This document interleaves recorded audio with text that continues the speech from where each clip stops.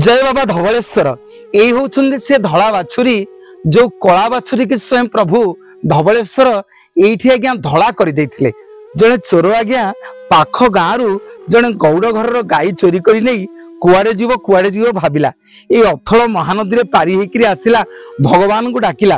प्रभु गोटे साधु बेश आसिले कहले अरे कहीं कांदुचु ना गाँ लाक लोक मते फांसी देदेवे प्रभु यदि प्रकृत में आपण टापू उपरे स्वयं ठाकुर होइकी अछंती मते ताहले एठी बंचांतु।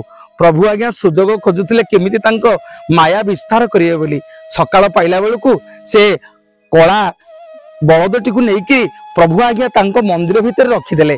सकाळ पाइला देखिला बेलकु मंदिर आज्ञा पूर्व मुखारु पश्चिम मुखा हो जाइछि।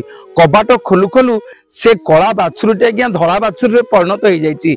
गाँ जाक चारिआडे हुड़ी पड़गला जे ये टापू उपरे जो ठाकुर अछंती से कला रंगर बाछुरी को धला रंगर कर देइछंती। समग्र जगत आज्ञा गेल्हारे गेल्हारे ना देदेला धवलेश्वर बोली।